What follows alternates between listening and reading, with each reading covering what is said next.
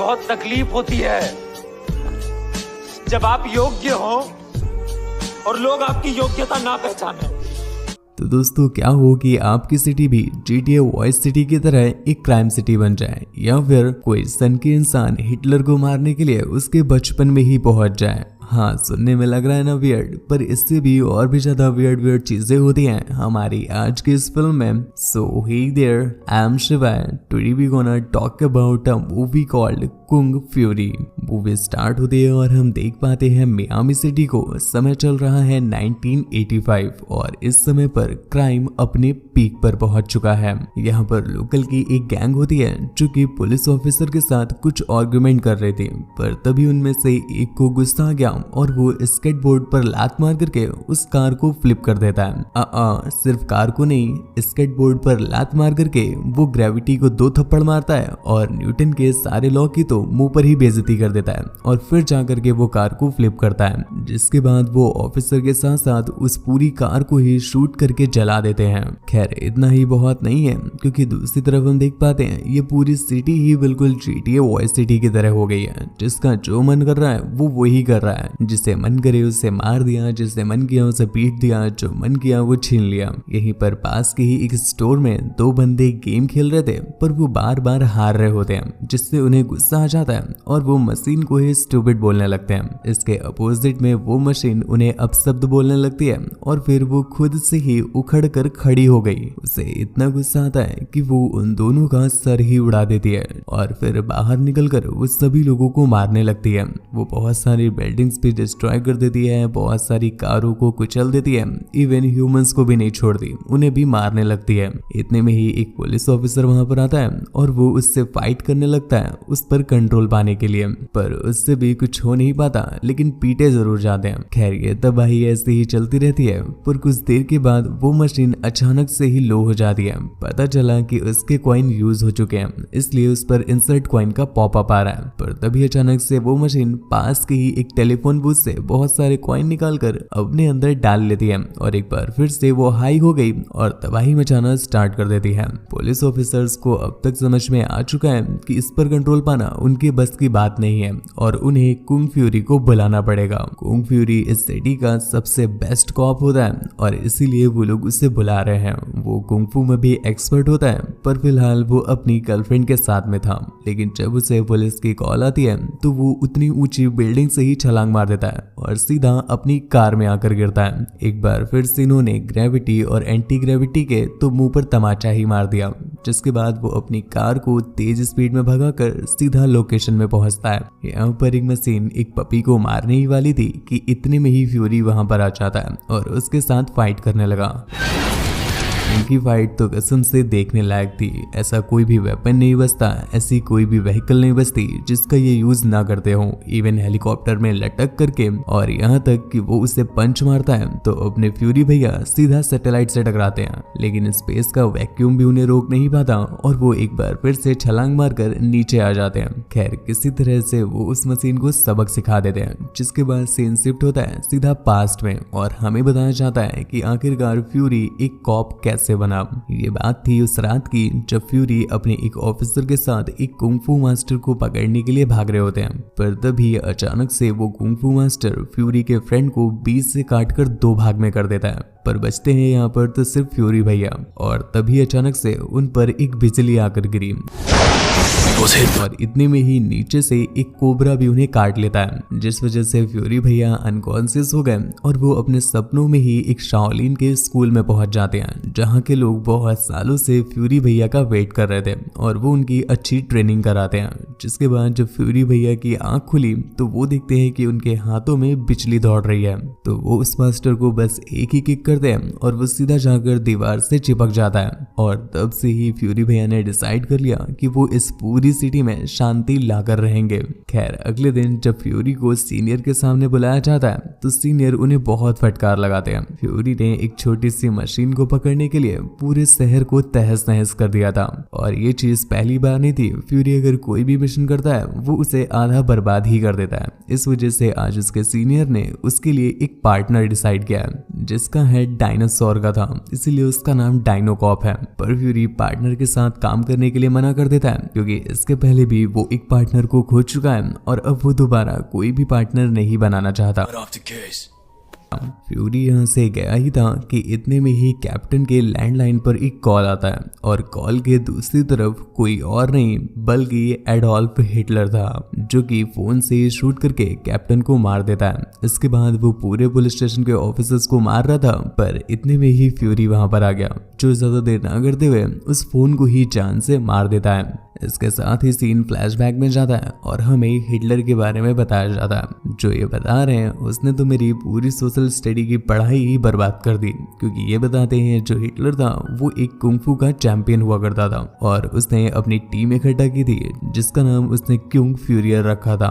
पर एक दिन उससे भी बड़े चैंपियन ने उसे हरा दिया, जिस पर उसकी बहुत बेइज्जती हो जाती है, इसलिए वो सारी दुनिया से दूर कहीं पर जाकर छिप जाता है। खैर ये बात थी 1940s की, पर वो अब वापस आ गया है बदला लेने के लिए। ये बात जब कुंग फ्यूरी को पता चलती है तो वो डिसाइड करता है कि उसे हिटलर और हिटलर की आर्मी को मारना पड़ेगा। पर प्रॉब्लम ये है कि अभी उसकी आर्मी इतना ज्यादा बट गई है कि उसे पता ही नहीं है कि कौन कौन आर्मी से है, इसलिए उसे 1940s के टाइम पर जाना पड़ेगा जब हिटलर की आर्मी एक साथ थी और तभी वो सभी को मार पाएगा। और तभी यहाँ पर उसकी मुलाकात होती है एक पतली मूंछों वाले बंदे से, जो अपना इंट्रोडक्शन देता है और अपना नाम हैकर मैन बताता है। वो एक ग्लव पहन करके कुछ कोडिंग वगैरह करता है और टाइम मशीन को हैक करके फ्यूरी को हिटलर के टाइम पर भेज देता है। पर लास्ट टाइम पर टाइम मशीन वर्क नहीं करती और शायद फ्यूरी किसी और टाइम में जा पहुंचा था, क्योंकि यहाँ पर उसके पास हिटलर नहीं पर कोई लेजर रैप्टर नाम का डायनासोर आता है, जो कि उसे अपनी लेजर से जलाने वाला था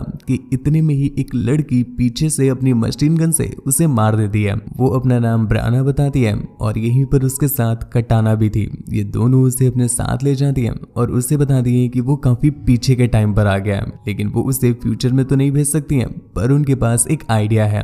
जिसके बाद वो गॉड ऑफ थंडर को बुलाती है। पर यहाँ पर गॉड ऑफ थंडर को उनकी हेल्प करने से ज्यादा इंटरेस्ट तो अपने मसल्स दिखाने में था। तो फ्यूरी उनसे कहता है कि देखो बड़ो, हेल्प करना हो तो करो वरना यहाँ ज्ञान ना बांटो। जिसके बाद गॉड ऑफ थंडर उससे पूछते हैं कि चलो ठीक है, अच्छा बताओ तुम्हें क्या हेल्प चाहिए। तो फ्यूरी उनसे बोलता है कि उसे नाजीज के टाइम पर भेज दिया जाए। गॉड ऑफ थंडर भी उसके लिए एक पोर्टल बना देते हैं और जब फ्यूरी वहां से जा रहा था कि तभी ब्रियाना उसके पास आती है और उससे पूछती है कि वो अगली बार उससे मिलने कब आएगा। अभी तो फ्यूरी को भी नहीं पता था, तो वो उसे अपना फोन नंबर दे देता है ताकि वो दोनों बात कर सके। लेकिन इस समय पर तो फोन भी नहीं हुआ करते थे, इसलिए फ्यूरी उन्हें फोन भी दे देता है ताकि वो उससे बात कर सके। हाँ, लॉजिक मत लगाना। अब तुम पूछोगे नेटवर्क कहाँ से लाएंगे, तो भाई इनके लॉजिक है कि यही जाने। खैर यहाँ पर हम नाजीज का टाइम देख पाते हैं, जो देखने में बहुत अच्छा लग रहा था, पर तब तक जब तक हमने उनकी बातें नहीं सुनी। यहाँ पर नाजीज के सबसे होनहार ऑफिसर आपस में उनकी मूंछों को लेकर के बातें कर रहे हैं और एक दूसरे का मजाक उड़ा रहे हैं, मतलब हद है। और इतने में ही वो नोटिस करते हैं कि जो उनके पास में टैंक रखा हुआ था वो कहीं पर गायब हो गया है, क्योंकि वो टैंक तो फ्यूरी भैया ने उठा रखा था। जिसके बाद वो उन दोनों के सिर पर दे मारते हैं और उन्हें थैंक यू बोलते हैं। दूसरी तरफ हिटलर अपनी आर्मी को स्पीच दे रहा होता है, पर पता नहीं क्यों डांस कर करके दे रहा था। और यहाँ पर उसकी आर्मी भी थोड़ा सा डेंजर दिखने के लिए बेवजह ही गैस मास्क लगाई हुई थी, जबकि हिटलर ने कोई गैस मास्क नहीं लगा रखा था। खैर इतने में ही एक टैंक वहां की दीवार तोड़कर अंदर आता है, जिसके अंदर से फ्यूरी भैया बाहर निकल करके वहां के सोल्जर से लड़ने लग जाते हैं। और इसी बीच वो एक सोल्जर का हाथ मोड़ करके उसे तोड़ देते हैं और फिर उसके हाथ को अपनी गन में फंसाकर उन्होंने तो हेलीकॉप्टर बना लिया। कहीं ऐसा ना हो मेरी आंखों से आंसू की जगह अब खून ही निकल आए। खैर जो भी हो, जब तक उनका मन करता है वो उड़ उड़ करके दुश्मनों को मारते हैं और फिर जमीन में उतर कर लात से किक कर करके एक को स्पेस में भेज रहे थे। पर इतने में ही हिटलर अपनी एक छुपी हुई गन निकाल लेता है, जो कि उसके पोडियम में रखी हुई थी, और उसकी हेल्प से वो सभी को शूट करने लगता है।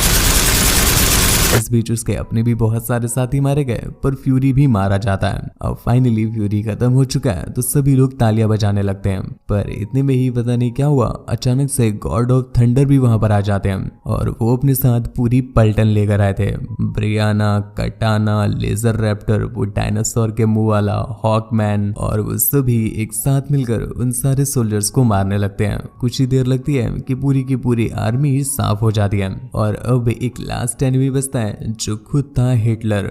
पर क्या ही फायदा, इतने में ही उनकी नजर पड़ती है फ्यूरी पर, जो कि मर चुका था और जमीन में पड़ा हुआ था। मौके का अच्छा फायदा उठाकर हिटलर भी अपने सबसे बड़े वेपन एक ईगल को रिलीज कर देता है, जो कि सोने से बनी हुई थी, और वो लेजर रैप्टर को मारने के लिए उसकी तरफ बढ़ती है कि इतने में ही सीन स्विच हो जाता है एक वर्चुअल दुनिया की तरफ। यहाँ पर फ्यूरी को वही कोबरा मिलता है जिसने एक बार उसे काटा था और तब से ही उसे सुपर पावर्स मिल गई थी। वो कोबरा उससे बताता है कि वो अब स्वर्ग में आ चुका है। इसका मतलब है कि अब यहाँ पर उसे और भी लग्जरी लाइफ मिलेगी और वो जो चाहे वो कर सकता है। पर फ्यूरी उसे अपना आईडी कार्ड दिखाते हुए कहता है कि मुझे अर्थ पर जाना है, मैं एक पुलिस ऑफिसर हूँ और तुम्हें ऑर्डर देता हूँ कि मुझे अर्थ पर भेजो। अब इस मूर्ख को कौन समझाए कि वो स्वर्ग में आ चुका है, उसका आईडी कार्ड यहाँ पर काम नहीं करेगा, इसलिए कोबरा उससे मना कर देता है। पर फ्यूरी को इस पर गुस्सा आ गया और वो उसे ही पीटने लग गया। पर इतने में ही वो कोबरा कहीं पर गायब हो गया और फ्यूरी वापस जमीन की तरफ गिरने लगता है। एक्चुअल में हैकरमैन ने स्वर्ग को हैक कर लिया था